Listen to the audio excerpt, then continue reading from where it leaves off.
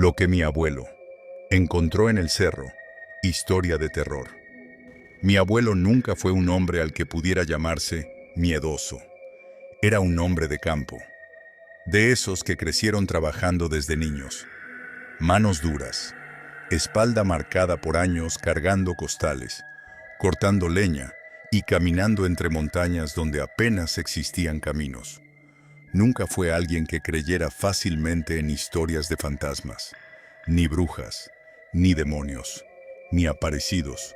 Pero hubo una sola noche en toda su vida, que logró cambiarlo para siempre. Yo tenía apenas 10 años cuando escuché aquella historia por primera vez. Lo recuerdo perfectamente. Era invierno. La lluvia golpeaba fuerte el techo de calamina de la casa. El viento hacía sonar las ventanas.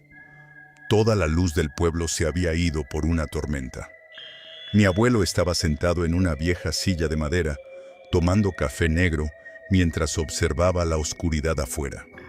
La única luz venía de una vela pequeña encima de la mesa. Yo me acerqué, como siempre hacía cuando quería escuchar alguna de sus historias. Le pregunté si alguna vez había visto algo paranormal, algo que no pudiera explicar. Mi abuelo permaneció en silencio varios segundos. Miró la vela. Luego me observó fijamente y dijo algo que nunca olvidé. En esta vida hay lugares donde uno no debe entrar después de que el sol desaparece. Yo sonreí. Pensé que comenzaría otra historia inventada, pero esa vez no. Algo en su mirada era diferente. Parecía incómodo, incluso nervioso, y comenzó a hablar. Yo tendría unos 24 años por aquel entonces. Vivíamos cerca de un pequeño caserío perdido en las montañas de Ayacucho. En esos años todo era diferente. No había carreteras, no había teléfonos, y muchas veces para llegar de un pueblo a otro debíamos caminar durante horas cruzando cerros. Era temporada seca. Recuerdo que yo trabajaba ayudando a llevar ganado junto a otros hombres de la zona. Éramos 4. Mi primo Julián, un señor llamado Eusebio, un muchacho llamado Mariano, y yo. Aquella tarde habíamos terminado tarde nuestro trabajo y nos encontrábamos regresando al pueblo. Pero para volver había 2 caminos. El camino largo, o un atajo atravesando un viejo monte entre varios cerros. Era conocido por todos, pero la gente evitaba cruzarlo de noche. Los ancianos decían que ese lugar estaba maldito, que algo vivía allí desde hacía generaciones. Yo jamás creí esas tonterías, así que convencí a todos de tomar el atajo. Recuerdo perfectamente que Eusebio no quería. Se veía nervioso. Me dijo algo que en ese momento me hizo reír. Si escuchas piedras caer donde no hay nadie, no voltees. Yo me burlé. Y eso porque él respondió con una voz extrañamente seria. Porque hay algo allá arriba que no quiere ser visto. Seguimos caminando. El sol comenzaba a ocultarse detrás de las montañas. Todo adquiría ese tono naranja oscuro antes de la noche. El viento soplaba frío, muy frío, más frío de lo normal. Después de unos 20 minutos, algo cambió. Fue extraño, demasiado extraño. Todos los sonidos desaparecieron. No se escuchaban aves, ni insectos, ni siquiera el viento. Todo estaba en absoluto silencio. Y cuando digo absoluto, es porque parecía que el mundo entero se hubiera detenido. Mariano fue el primero en darse cuenta. ¿Escuchan eso? Nos detuvimos. ¿Escuchar qué?, pregunté. Él tragó saliva. Exactamente eso. Nada, silencio. Entonces ocurrió. Una piedra cayó desde la parte alta del cerro. Tac. Luego otra. Tac, tac. Miramos hacia arriba. No había nada. Pero sentí algo raro, como si alguien nos observara desde algún lugar. Seguimos caminando más rápido. Fue entonces cuando escuchamos el primer sonido. Un gruñido, grave, profundo. No parecía venir de ningún animal conocido. Julián se detuvo inmediatamente. Eso no fue un perro. Nadie respondió. Entonces vimos movimiento entre unas rocas. Al principio pensé que era una llama salvaje, pero no. Aquello comenzó a levantarse lentamente, y su tamaño era imposible, más de 2 metros, cubierto completamente de un pelaje oscuro, brazos demasiado largos, espalda torcida, piernas dobladas hacia atrás de forma antinatural, pero lo peor era su rostro. Parecía humano y animal al mismo tiempo. Tenía ojos amarillos enormes, reflejaban la poca luz del anochecer. Nos observaba inmóvil, sin parpadear. Mariano gritó y salió corriendo.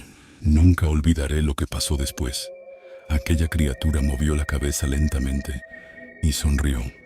No debería poder sonreír, pero lo hizo, mostrando dientes demasiado largos. Entonces desapareció. Simplemente dejó de estar ahí, como si se hubiera desvanecido. Pensé que todo había terminado, pero segundos después, escuchamos a Mariano gritar, un grito horrible, como si alguien estuviera arrancándolo vivo. Corrimos hacia donde había ido, pero no lo encontramos. Solo había sangre fresca sobre unas piedras y marcas enormes en la tierra, como garras. Eusebio comenzó a rezar desesperadamente. Yo sentía el corazón explotando dentro del pecho. Quise convencerme de que era algún animal, un oso quizá, pero entonces escuché algo detrás de nosotros. Era Mariano, su voz. «Ayúdenme». Volteamos, lo vimos parado a unos 30 metros, cubierto de sangre, de espaldas. Julián corrió hacia él. Yo iba a seguirlo, pero Eusebio me sujetó con fuerza. Nunca olvidaré lo que me dijo. «Ese no es Mariano». Sentí un escalofrío horrible. La figura seguía inmóvil. Entonces lentamente comenzó a girar, pero algo estaba mal.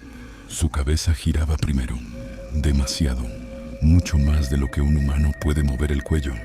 Crack, crack, crack, hasta quedar mirando hacia nosotros.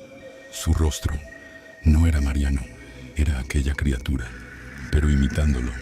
Tenía su misma ropa, su mismo cuerpo, pero el rostro era una mezcla imposible entre hombre y bestia. La boca estaba abierta demasiado, los ojos completamente negros, y seguía sonriendo. Entonces comenzó a correr hacia nosotros. No corría normal, se movía usando manos y piernas, como una araña, demasiado rápido. Salimos corriendo montaña abajo. Yo apenas podía respirar. Sentía piedras romperse bajo mis pies. Escuchaba algo persiguiéndonos detrás. Gruñidos, ramas quebrándose, respiración pesada. Llegamos a una pequeña quebrada y saltamos. Pensamos haber escapado, pero cuando levantamos la vista, allí estaba otra vez, del otro lado, esperándonos. No había forma de que hubiera llegado antes que nosotros. Entonces algo peor ocurrió. Comenzamos a escuchar más sonidos. Alrededor. 1, 2, 3. No era una sola criatura, había varias.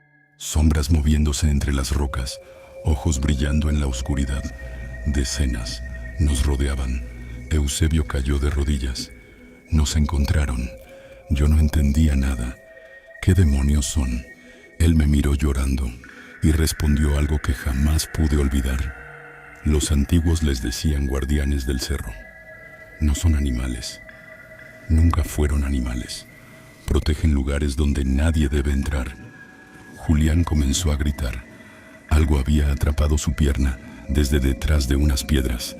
Vi manos, manos negras, largas, no humanas, arrastrándolo hacia la oscuridad. Intenté ayudarlo, pero desapareció en segundos. Sus gritos resonaban por toda la montaña. Yo sentí que iba a morir. Entonces Eusebio sacó de su bolsillo un pequeño crucifijo viejo. Comenzó a rezar a gritos. El viento explotó alrededor. Todas las criaturas comenzaron a retroceder. Gruñían con furia y poco a poco desaparecieron dentro de la oscuridad. No recuerdo cómo regresamos al pueblo. Llegamos casi al amanecer, cubiertos de barro, sangre, temblando. La gente preguntó qué había ocurrido. Nunca dijimos toda la verdad. Solo dijimos que algo había atacado a Mariano y Julián. Jamás encontraron sus cuerpos. Nunca. Pero lo peor vino después. Durante semanas, cada madrugada escuchaba pasos afuera de mi casa, rasguños en las paredes, golpes en las ventanas, como si algo me hubiera seguido. Una noche escuché la voz de mi madre. Ella había muerto años antes. Hijo, abre la puerta. Sentí que mi sangre se congelaba. Sabía que no podía ser ella, pero seguía escuchándola, más insistente. Abre. No pude dormir hasta el amanecer. Eso duró meses, hasta que un curandero del pueblo vino a verme, escuchó todo y solo me dijo algo. Ellos te dejaron ir, pero ahora saben quién eres. Nunca regreses a ese cerro, jamás. Mi abuelo dejó de hablar. Yo estaba completamente inmóvil. La vela casi se apagaba. Afuera seguía lloviendo. Entonces le hice una última pregunta. Abuelo, ¿alguna vez volviste a ese lugar? Él permaneció callado varios segundos. Luego levantó lentamente una mano, señaló hacia la ventana oscura y dijo algo que me heló la sangre. No, pero a veces todavía veo uno parado afuera mirándome. Sentí un escalofrío recorrer todo mi cuerpo. Volteé hacia la ventana. No había nada. Pero cuando regresé la mirada hacia mi abuelo, él seguía mirando afuera, con el rostro completamente pálido, y entonces susurró, muy despacio, como si tuviera miedo de ser escuchado. Nunca mires demasiado tiempo un cerro cuando cae la noche, porque a veces ellos también te observan a ti.